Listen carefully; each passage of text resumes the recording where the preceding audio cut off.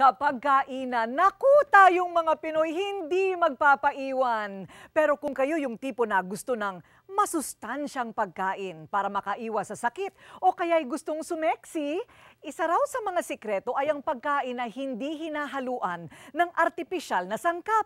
At yan ang inihahain ng ilan sa mga kainan o restauran na may food na click dahil organic. Pagdating sa pagkain, iba daw talaga kapag ito ay natural. Dahil taglay ng natural ang lahat ng sustansya na kailangan ng ating katawan at kalusugan. Natural sa mga taong diet conscious ang pagkahilig sa mga pagkain tulad ng mga ito. At dito sa Rawvolution, bida ang mga pagkaing raw o yung mga pagkaing hilaw o live food. Ideya ni Cheloy Ignacio ang Rawvolution, isang naiibang uri ng kainan kung saan pawang mga hilaw na pagkain ang hinahanda. Nakakain mo siya, it's Epicurean, it's gourmet, 100% it's raw, delicious, it's fresh, it's organic. Nang piliin niyang mamuhay at kumain ng malusog, sinimulan na ang kanyang advokasya na ipalaganap ang mas malusog na pamumuhay sa mga kapwa niya nangangailangan ng natural na pagkain. Tulad ng bersyon nila ng Pad Thai, isang putahing nagmula pa sa Thailand. Sa halip na gumamit sila ng noodle o Mickey, singkamas ang ipinalit dito. Chef Jervin, anong gagawin natin? Sushi? Yes, madam. Nariyan ang carrots na may beta-carotene na bukod sa nagpapalinaw ng mata ay may taglay ding panlaban sa mga sakit. Ang pipino at kabuti na kapwa tumutulong sa mas mabilis na pagtunaw ng kinain o digestion. Ang mangga na mayaman sa mga natural na antioxidants. Alfalfa sprouts na mayaman naman sa calcium na siyang nagpapatibay sa ating mga buto. Ano muna yan? Kamas, madam. Mangga. Carrot. Pipino. Sweet beets. At ito na nga ang finished product, ang Asian Sushi Roll. O, di ba? Very good. Salamat. Masarap. Natural din ang inihahaing pagkain sa restaurant na ito sa EDSA Shangri-La. At nauso na nga ang mga natural na smoothie drink dahil ang tao nauso na rin ang kanilang pagiging conscious sa kanilang kalusugan. Ito ang banana coffee, banana berry, banana orange, banana latte. At imbis na asukal, ayan, natural na pampatamis ang honeycomb. Honey, kumbaga, o hindi ba? Buong buo yan nilang kinukuha at unti-unti na lang tinatapyasan para sa kanilang natural na fruit shakes. Anong gagawin natin ngayon, Chef Panky? Ang gagawin po natin ngayon is ang triple berry smoothie. Unahin po natin yung mga pinakamalalaki. Sunod po ang bananas, Raspberry. And blueberries. uy, ang ganda niyan na antioxidant sa katawan. Natin yung ating honeycomb, yellow, orange juice. Tikim tayo. Hindi na kailangan ng asukal.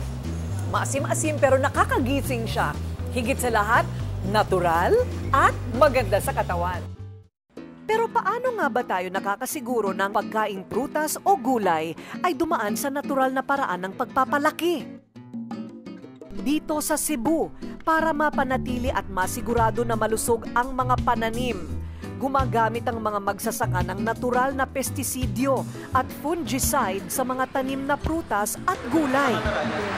Organic pesticide product na nanggagaling sa natural na source. Na siyang nagbibigay ng proteksyon laban sa mga peste. Ito ang pumapatay, lumalaban sa mga pathogens ng tanim.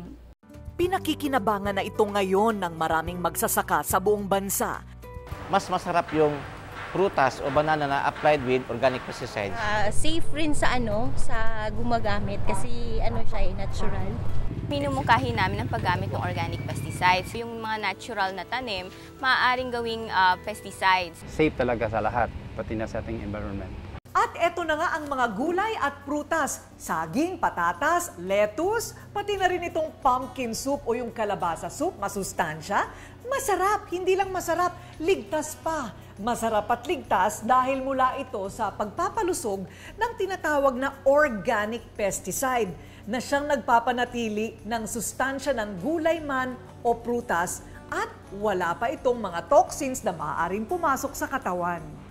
At mula sa Pilipinas ay nakarating na ang kauna-unahang natural at organic pesticide sa Amerika. It has been backed up with formal researches from different reputable institutions in the Philippines. Pinag-aaralan at sinusuri ngayon ng mga eksperto mula sa University of California, Davis ang husay at galing ng produktong Pinoy para magamit din ng mga banyaga para sa kanilang gulay at prutas gaya ng ubas, mansanas at strawberry. Biro ninyo't ang natural na produktong imbensyon ng Pinoy. Tayo pa ang nagtuturo ngayon sa Amerika. It's really Filipino effort sa paggawa ng isang world-class na produkto. Malaki ang chance natin to really compete with developed countries. No?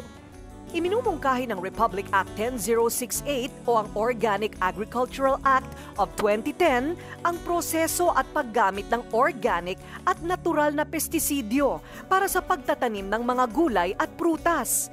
Upang mula taniman hanggang sa mesa, natural, sariwa at masustansyang pagkain ang ating ligtas na makakain. Natural!